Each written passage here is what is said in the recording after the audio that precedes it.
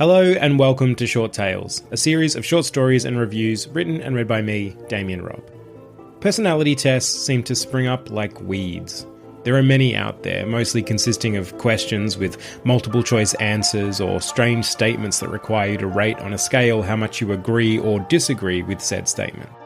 This is usually repeated until you begin to be crushed under the weight of decision fatigue, at which point, ding, it is done, and you'll be classified as a name, an acronym, or an initial.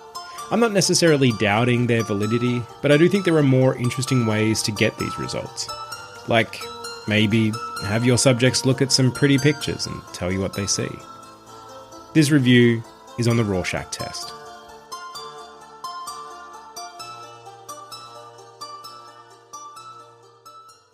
I've never taken a Rorschach test, not clinically.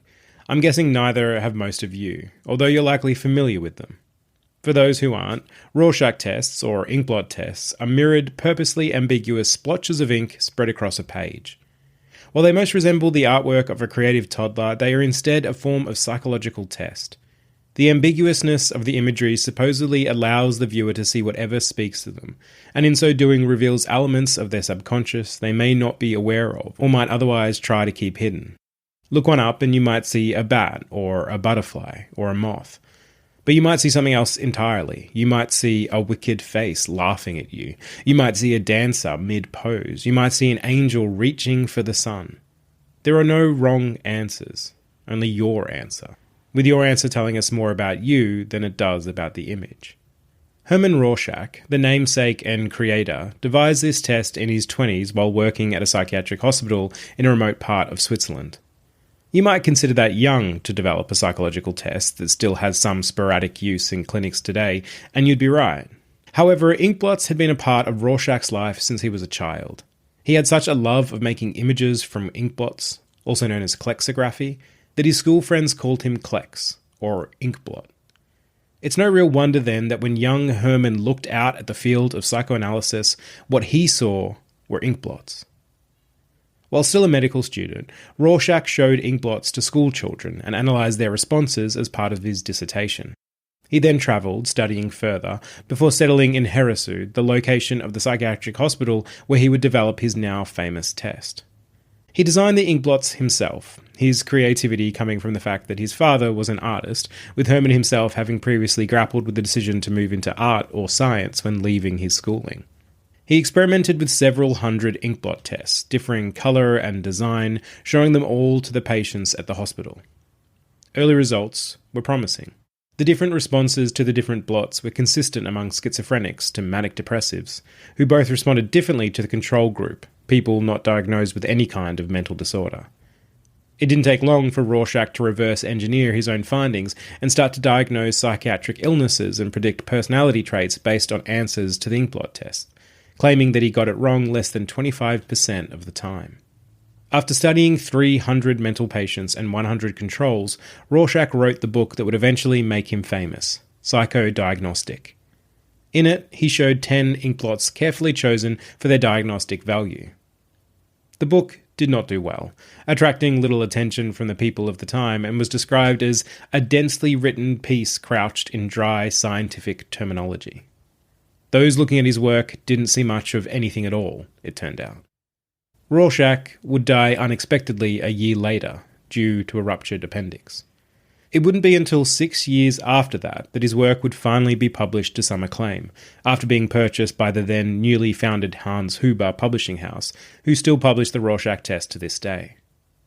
Since then, it has been used millions and millions of times for murder trials and custody battles, psychiatric diagnoses and university admissions and job applications. People's lives have changed for better or worse, spun on a dime into a whole new direction because of what they saw in a blot of ink. I find the Rorschach test exceedingly interesting, if not overly scientific. I think the results are valid and illuminating and worth analysing. They're just not as precise as other scientific methods, like, say, a blood test. But then I also don't think that anything that tries to grasp the complexities of the human mind could be. I wonder also what the difference a day makes when completing a Rorschach test. If I were to complete one on a day where everything had gone right, would I see something different and more positive than on a day where everything had gone wrong?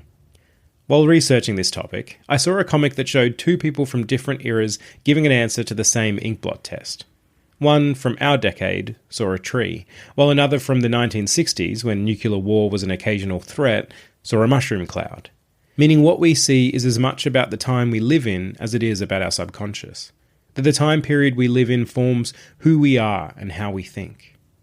If Herman Rorschach had been born in today's era, apart from likely surviving his ruptured appendix, his patients might very well have seen the COVID virus or thumbs up emojis swimming inside his inkblots. Which brings me to an example of a modern Rorschach test. The internet.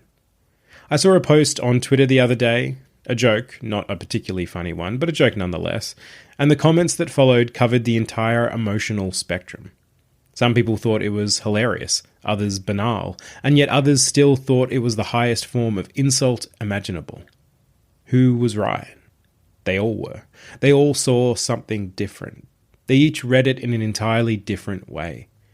And I think, as with the traditional Rorschach test, the way in which they read it said more about them than it did about the original post. The truth is, everything is a Rorschach test, because every reaction and response we have to a stimulus, whatever it may be, tells us something about ourselves. Inkblots and the internet are perhaps just a less subtle form, one where we lower our efforts to mask the inner gremlin controlling us and let it out to describe our innermost horrors. Except that's not really how it works, is it? What's hidden away behind the veil of our subconscious may just be apathy or a fear of rejection. It might be a concern over being forgotten or dread at the possibility of failure. All these little insecurities inside of us subtly controlling our actions and responses.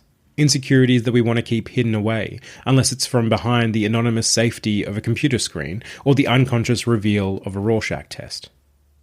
But maybe they should be revealed. Maybe they should be uncovered and examined, and better yet, healed. It was, it turns out, for this reason that Rorschach first designed his test.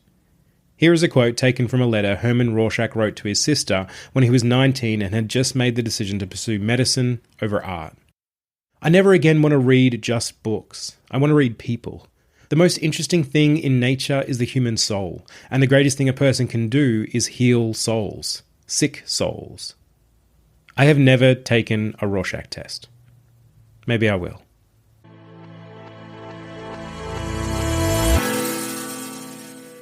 I hope you enjoyed this month's review, and if you write your own review, send it my way. I'd love to read it. And while you're at it, if you just want to say hi, you can do that too.